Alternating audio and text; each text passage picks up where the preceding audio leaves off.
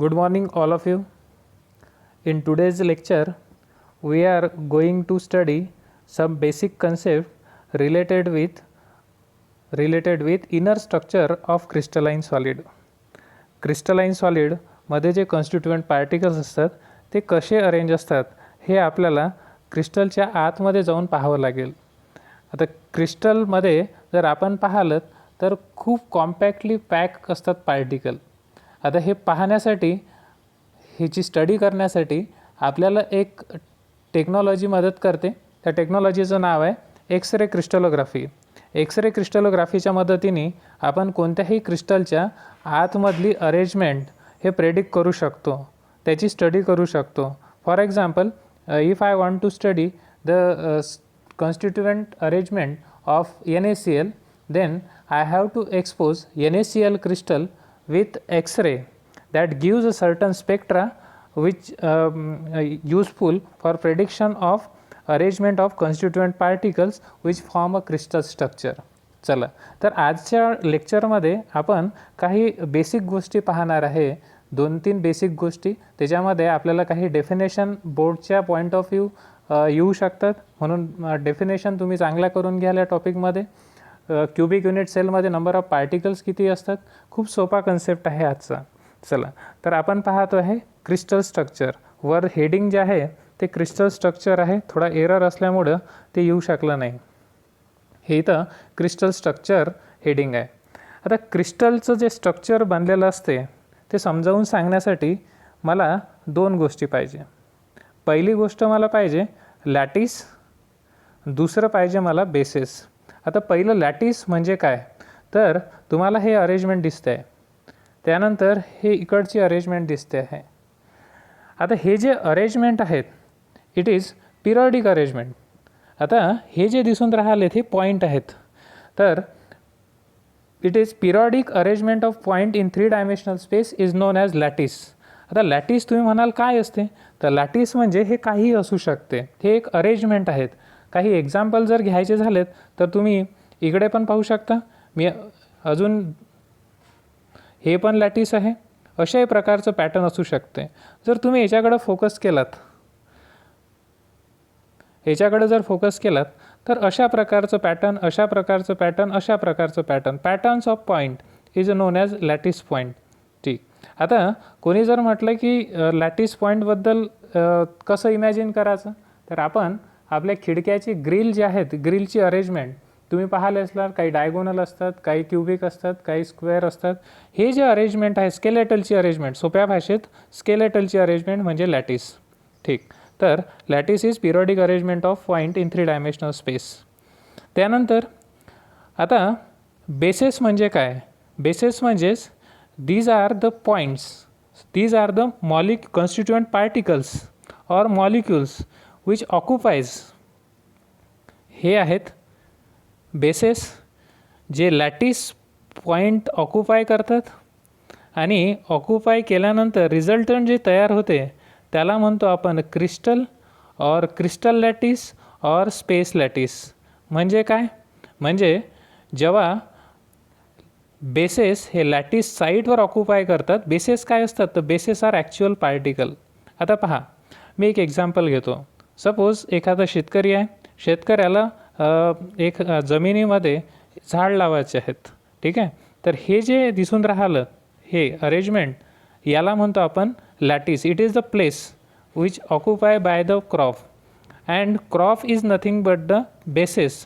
Wien crop occupies the site, then there will be formation of crystal, there will be formation of crystal or crystal lattice or space lattice. ठीक. आता एक definition lattice माहीत आहे आपल्याला, periodic arrangement of point in 3 dimensional space. बेसेसची arrangement, bases म्हणजे कोण, these are the atoms और मॉलिक्युल्स और ions which combine with a lattice to form the crystal. To form the crystal is known as basis. म्हणजे 2 definition झालं. तिसरी definition आहे आता क्रिस्टलची. क्रिस्टल काय असते, इथंही पहा तुम्हाला दिसते, हे आहे तुमचे बेसेस, हे लॅटिस. लॅटिस सगळे लॅटिस सारखे घेतले. बेसेस पहा वेगळे वेगळे. आता बेसेस काहीही असू शकते हो ना, ते स्पियर असू शकते, ते पार्टिकल असू शकते, काही असू शकते. जेव्हा हे बेसेस लॅटिस साईट ऑक्युपाय करेल, रिझल्टंट जे तयार होते त्याला म्हणतो आपण क्रिस्टल लॅटिस और स्पेस लॅटिस. ठीक. त्यानंतर क्रिस्टल लॅटिसची डेफिनेशन. पहिली डेफिनेशन झाली लॅटिसची, periodic arrangement of site lattice site in 3 dimensional space. Brevius, it is constituent particles, that is atoms, ions or molecules which occupies a lattice site to form a crystal. आता crystal lattice म्हणजे काय? Crystal lattice और space lattice म्हणजे काय? It is obtained by attaching bases to lattice site. जसे ही bases हे lattice साईडला अटॅच झालेत तर रिझल्टंट जे तयार होते त्याला म्हणतो आपण क्रिस्टल लॅटिस. पुन्हा एकदा, bases attach to lattice point, lattice पॉईंटला ऑक्युपाय केलं तर रिझल्टंट जे बनते 3 dimensional स्ट्रक्चर त्याला म्हणतो आपण क्रिस्टल लॅटिस. आता जर सपोज क्रिस्टल लॅटिस किंवा क्रिस्टल, आपण छोटं क्रिस्टल इमॅजिन केलं, छोटं किंवा मोठं. आता छोटं किंवा मोठ्या क्रिस्टलमध्ये आपल्याला काय पाहायला भेटते? त्याचे तुकडे गेलेत तर छोटा क्रिस्टल भेटेल, अजून तुकडे गेले तर अजून छोटा क्रिस्टल भेटेल, अजून छोटा तुकडा केलात तर एक स्मॉलेस्ट रिपीटिंग युनिट आपल्याला पाहायला भेटेल ज्याच्यापासून तो क्रिस्टल होल अँड सोल बनलेला आहे. ठीक आहे. Same as in human being, smallest repeating unit, structural unit of human body is human cell. जसं ह्युमनच्या सेल असतात त्या रिपीट होत असतात आणि त्याच्यापासून बॉडी तयार होते, तसंच इथं क्रिस्टलच्या केसमध्ये क्रिस्टल जे बनतं त्याच्यामध्ये सगळ्यात लहान पार्टिकल रिस्पॉन्सिबल असते जो रिपीट होत असते आणि त्याच्यापासून छोटा क्रिस्टल, त्याच्यानंतर मोठा क्रिस्टल, अजून मोठा क्रिस्टल असं बनत जाते. ते जे स्मॉलेस्ट युनिट असतात त्याला आपण युनिट सेल असं म्हणतो. Unit cell smallest repeating structural unit of crystal lattice. हे क्रिस्टल लॅटिस आहे, त्याच्यातला सगळ्यात लहान तुकडा म्हणजे कोण? Unit cell. आता महत्त्वाची गोष्ट की ह्या युनिट सेल एकमेकाला कनेक्ट होतात. पहा 1, 2, 3, 4 अशा खूप साऱ्या 3 dimensional स्पेसमध्ये, आणि त्याच्यापासून आपल्याला काय भेटते? तर आपल्याला भेटते त्याच्यापासून क्रिस्टल मोठा. त्यानंतर महत्त्वाची गोष्ट, जर मी एखादा क्रिस्टल घेतला, त्याचा शेप आहे क्युबिक, त्याचे जर मी तुकडे केले तर सगळ्यात लहान जो मला युनिट सेल भेटून राहिलं तिचा पण शेप क्युबिकच असेल. म्हणजेच geometrical shape of crystal depends upon shape of unit cell. Unit सेलचा शेप जसा असेल तसाच शेप तुमच्या क्रिस्टलचा आहे. फॉर एक्झाम्पल, एखादा क्रिस्टल आहे ते आहे टेट्रागोनल, तर त्याचे जे कॉन्स्टिट्युएंट युनिट सेल असेल त्याचा शेप पण टेट्रागोनलच असेल. म्हणजे जो युनिट सेलचा शेप राहील तसाच त्याच्या क्रिस्टलचा शेप राहील. ठीक. This is about the unit cell. आता त्याच्यानंतर आहे युनिट सेलचं कॅरेक्टरिस्टिक्स, की ही युनिट सेल कशी आहे, युनिट सेलची कशा प्रकारे आपण क्लासिफाय करू शकतो. तर पहिल्या प्रकारचं कॅरेक्टरिस्टिक्स किंवा पहिल्या प्रकारचं क्लासिफिकेशन आहे on the basis of edge length and edge angle. म्हणजेच या एज लेंथ आणि एज अँगलच्या मधात कशा प्रकारची अरेंजमेंट आहेत, डायमेन्शन कशी आहेत. फॉर एक्झाम्पल, एज लेंथ, आपण एज लेंथ कन्सिडर केलं आपण ABC, जसं A, B आणि C. त्यानंतर एज अँगल कन्सिडर केले alpha, beta, gamma, alpha, beta आणि गामा. याचं कॉन्फिगरेशन कसं आहे, म्हणजे कॉम्बिनेशन कसं आहे, काय आहे रिलेशन एज लेंथ आणि एज अँगलचं. सगळ्या एज लेंथ सारख्या आहे का डिफरंट आहे, सगळ्या अँगल सारखे आहे का डिफरंट आहे, त्याच्या भरोशावर आपण यायला क्लासिफाय केलं आहे. फॉर एक्झाम्पल, एक सिम्पल एक्झाम्पल घेतो मी. क्युबिक युनिट सेलमध्ये जर आपण एज लेंथचं कॉन्फिगरेशन पाहिलं तर सगळ्या एज लेंथ सारखे असतात. A=B C, बरोबर. आणि सगळे अँगल जे असतात ते 90 असतात. This is configuration of cubic unit cell. पण तेच जर मी डस्टरचं पाहिलं, डस्टर म्हणजेच टेट्रागोनलमध्ये 2 साईड सारख्या असतात, एक साईड मोठी असते आणि मोठी म्हणजे डिफरंट असते, आणि सगळे अँगल जे असतात ते 90 असतात. म्हणजेच दिस means unit cell have different configuration of age length and age angle. On the basis of age length and age angle, there are 7 crystal system. Cubic, tetragonal, hexagonal, orthorhombic, monoclinic, rhombohedral, नंतर triclinic असे 7 प्रकारचे crystal system आहे on the basis of configuration, कशी arrangement आहे. त्यानंतर अजून आहे types of unit cell. Unit सेलचे प्रकार, युनिट सेलला क्लासिफाय केलं आहे on the basis of arrangement of particles, म्हणजे पार्टिकल युनिट सेलमध्ये कुठं आहेत, कसे अरेंज आहेत त्याच्या भरोशावर त्याला क्लासिफाय केलं आहे. ठीक, अशा युनिट सेलला 2 प्रकारे मध्ये क्लासिफाय केलं आहे. पहिला प्रकार म्हणजे primitive or simple unit cell. Simple unit cell कोणाला म्हणायचं, तर अशा युनिट सेल ज्याच्यामध्ये जे कॉन्स्टिट्युएंट पार्टिकल आहेत ते फक्त कॉर्नरवर आहेत.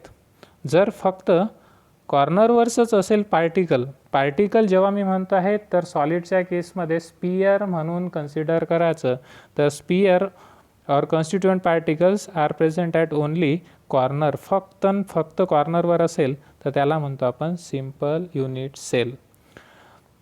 दुसरा प्रकार सेंटर्ड युनिट सेल. आता सेंटर्ड युनिट सेल कोणाला म्हणायचं, सेंटर्ड युनिट सेल त्या युनिट सेलला म्हणायचं ज्याच्यामध्ये कॉन्स्टिट्युएंट पार्टिकल्स हे कॉर्नरवर तर आहेतच, नो डाऊट, पण in addition to corner they are present at various centred, वेगळ्या सेंटरवर आहेत, त्याला म्हणतो आपण सेंटर्ड युनिट सेल. आता डिपेंड करते सेंटर कसं आहे त्याच्या भरोशावर आपण त्याला कॅटेगराईज केलं आहे. जर सपोज कॉन्स्टिट्युएंट पार्टिकल्स कॉर्नरला असेल आणि एक particle whole and sole sphere बॉडीच्या सेंटरमध्ये तर त्याला म्हणतो आपण body centred unit cell. Constituent particle corner, in addition to corner one particle whole and sole is present inside the body of unit cell, it is known as body centred unit sale.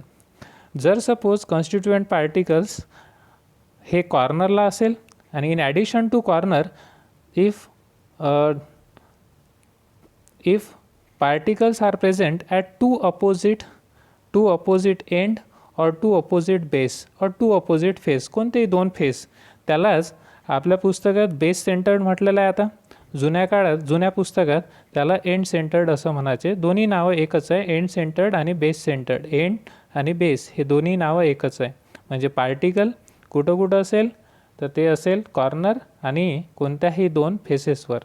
ठीक, नंतर face centred unit cell कोणाला म्हणायचं, तुम्हाला माहीत आहे कोणता जरी cube consider केलात तर त्याला आपल्याला 6 फेसेस पाहायला भेटतात. 6 म्हणजेच एक समोर, मागे, एक वर, खाली, एक तिकडे राईट आणि एक लेफ्ट, अशा प्रकारचे 6 फेसेस असतात. If constituent particles are present at corner, in addition to corner they are present at 6 faces, then it is known as face centred unit cell. त्याला आपण फेस सेंटर्ड युनिट सेल असं म्हणतो. ठीक, नंतर crystal system. आता crystal सिस्टीमचा शोध कोणी लावला तर एक मॅथमॅटिशियन आहे, त्याचं नाव आहे ब्रॅव्हियस. हे मॅथमॅटिशियन नी समजावून सांगितलं की नेचरमध्ये हे जे अरेंजमेंट आहे कॉन्स्टिट्युएंट पार्टिकल्सची हे आपण 14 प्रकारे करू शकतो आणि 14 प्रकारे अरेंज केल्यामुळं 14 प्रकारचे स्पेस लॅटिस और 14 प्रकारचे क्रिस्टल लॅटिस हे नेचरमध्ये फाउंड होतात. 14पेक्षा जास्त भेटू शकत नाही, हे मॅथमॅटिकल एक्सप्लेनेशन झालं. तर याच्यामुळं हे जे 14 प्रकारची अरेंजमेंट आहे, 14 प्रकारचे लॅटिस आहे, त्याला ब्रॅव्हियस लॅटिस असं म्हटलं गेलं. तर there are 14 different types of space lattice. 14 different प्रकारचे space lattice or crystal lattice असतात. आता ब्रॅव्हियस लॅटिस म्हणजे काय, तर ब्रॅव्हियस लॅटिस म्हणजे इट इज 14 लॅटिस और space lattice which describe the crystal structure. जे क्रिस्टलचं स्ट्रक्चर डिस्क्राईब करणारे 14 लॅटिसला आपण म्हणतो ब्रॅव्हियस लॅटिस. पुन्हा एकदा, क्रिस्टलचं स्ट्रक्चर किती प्रकारचं, 14 प्रकारचं, ते डिस्क्राईब करणाऱ्या लॅटिसला आपण म्हणतो ब्रॅव्हियस लॅटिस. त्याच्यानंतर ब्रॅव्हियस लॅटिसचं क्लासिफिकेशन केलं आहे. ब्रॅव्हियस लॅटिसला आपण 7 क्रिस्टल सिस्टीममध्ये क्लासिफाय केलं आहे on the basis of edge length आणि एज अँगल. 7 प्रकारचे, 14 मधले 7 मेन प्रकार कोणकोणते आहेत, एज लेंथ आणि एज लेंथच्या भरोशावर, एज अँगलच्या भरोशावर. तर पहिला प्रकार आहे क्यूबिक, याला क्यूबिक म्हणायचं. दुसरा प्रकार आहे हेक्झागोनल. तिसरा प्रकार आहे टेट्रागोनल. चौथा प्रकार आहे रोम्बिक. 5वा प्रकार आहे ऑर्थोरोम्बिक. त्याच्यानंतर आहे मोनोक्लिनिक, आणि अशा जर कॉन्फिगरेशन अशी जर युनिट सेल असेल तर त्याला म्हणतो ट्रायक्लिनिक. बरोबर. असे 7 प्रकारचे कॉन्फिगरेशनच्या भरोशावर युनिट सेल आहेत. 7 प्रकारच्या ब्रॅव्हिसमधले 7 प्रकार. आता हे 7 प्रकार आहेत: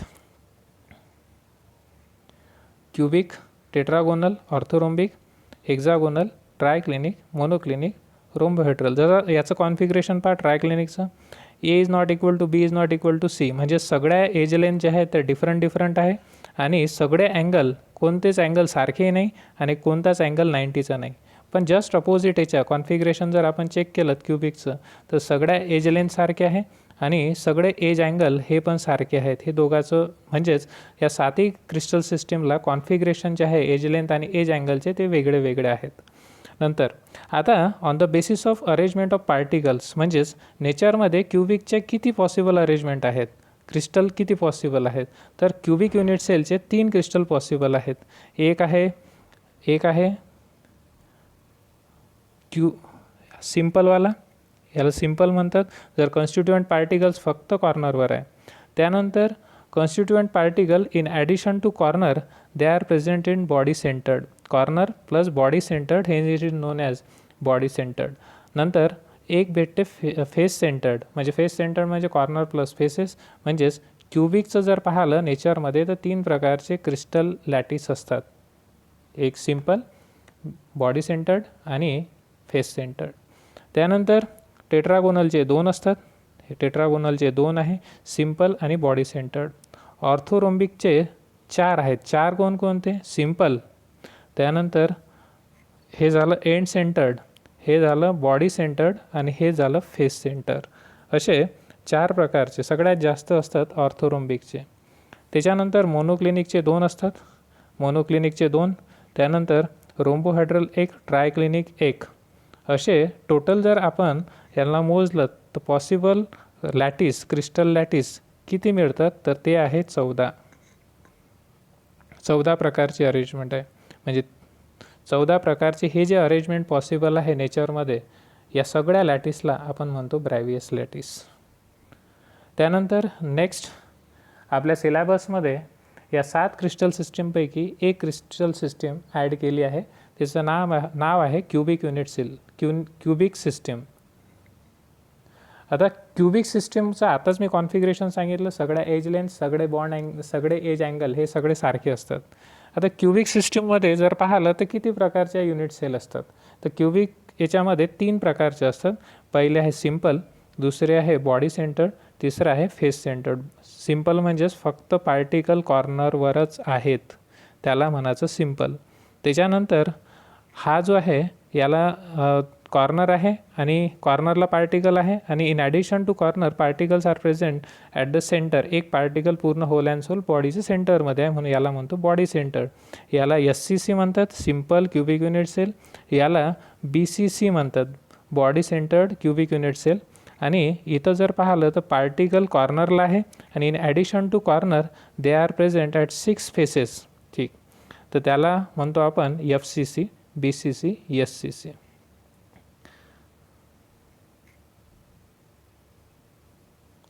आता जरा इमॅजिन करा, हा मी पार्टिकल कन्सिडर केला, हा वाला,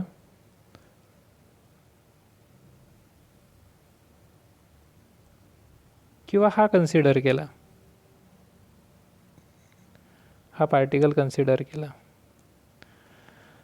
या पार्टिकलला तुम्ही वॉटरमेलॉन म्हणता. ठीक, आता हा जो वॉटरमेलॉन आहे किती युनिट सेलमध्ये येऊन राहिला, हा जरा पाहालत तर 4 युनिट सेल वर आहेत आणि 4 युनिट सेल खाली आहेत. हे जर नसेल समजत तर हे पहा, 4 युनिट सेल कोणकोणते आहेत.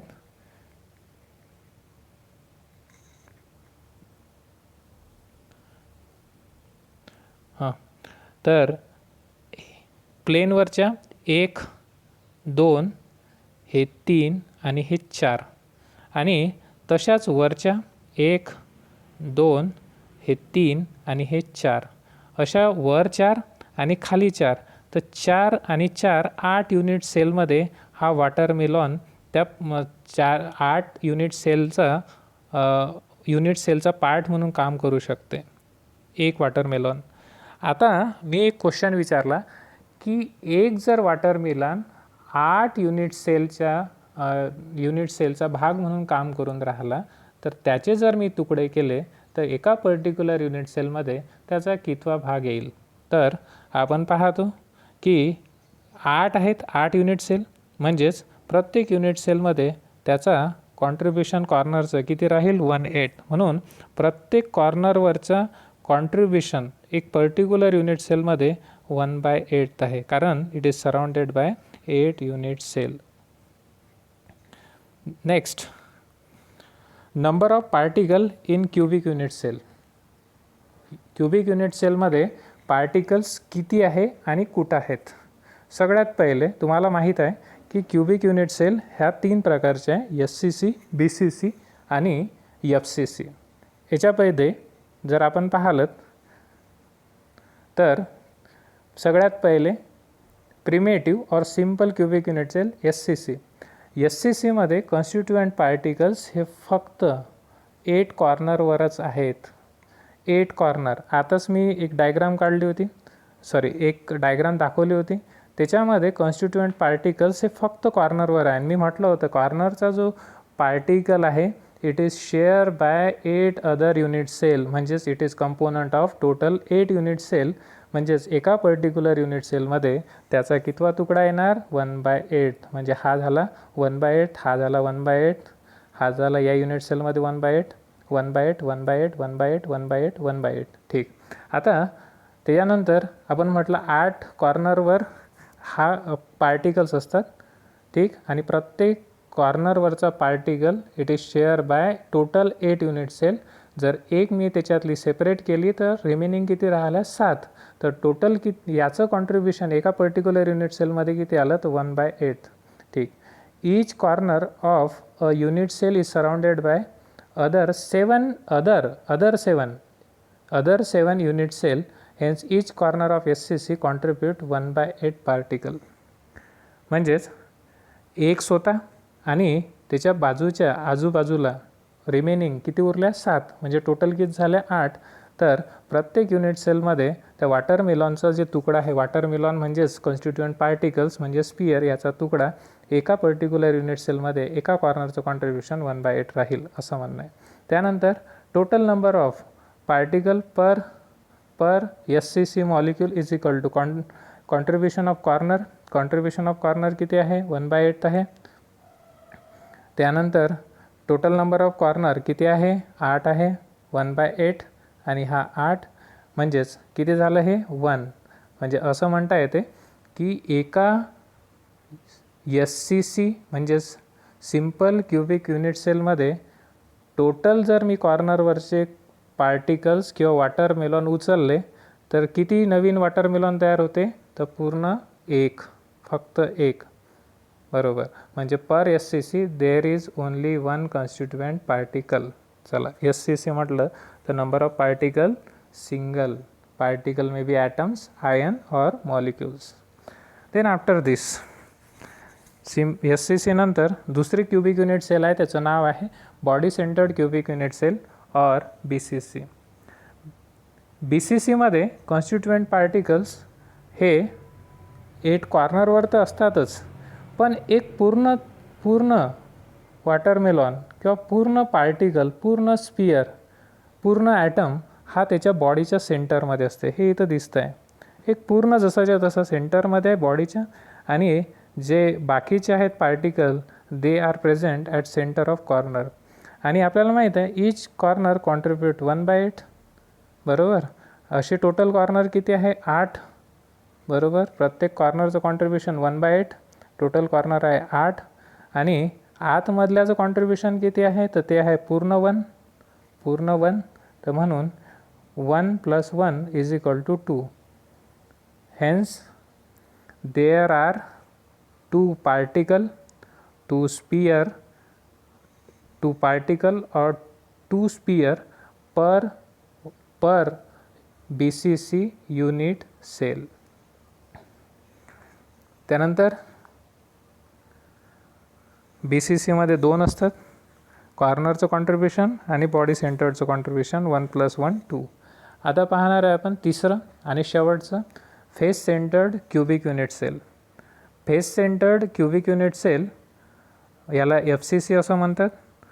जे कॉन्स्टिट्युएंट पार्टिकल्स असतात they are present at corner, 8 corner.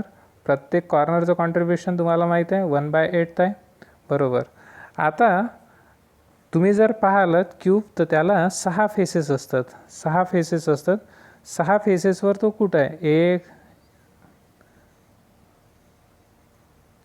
इथं आहे, इथं आहे, वर आहे, खाली आहे,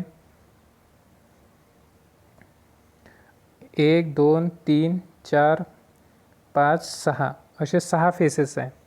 आता महत्त्वाचा पॉईंट, फेसेस म्हणजे काय, तर फेसेस म्हणजे सपोज एक भिंत आहे, 2 नेबरच्या मधात एकच भिंत, त्या एकाच भिंतीत एक खूप मोठा स्पियर टाकला आहे. आपण खूप मोठा स्पियर टाकला आहे त्या भिंतीमध्ये. ते भिंत 2 नेबरच्या मधात आहे.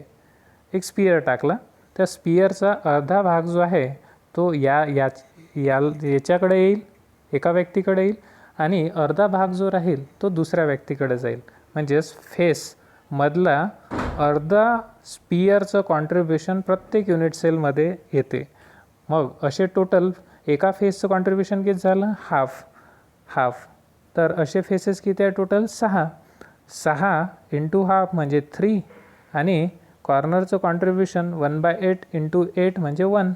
1 + 3, 1 + 3 म्हणजे 4.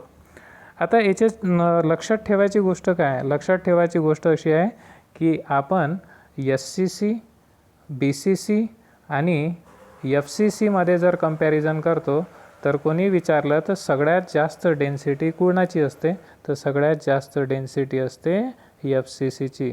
कारण त्याच्यामध्ये कॉन्स्टिट्युएंट पार्टिकल्स हे जास्त असतात, 4 असतात. याचं व्हॅल्यू आहे 4, ठीक आहे. त्याच्यानंतर BCCमध्ये कॉन्स्टिट्युएंट पार्टिकल किती असतात, 2. आणि त्याच्यानंतर SCCची सगळ्यात कमी याची डेन्सिटी, सगळ्यात जास्त FCCची डेन्सिटी असते.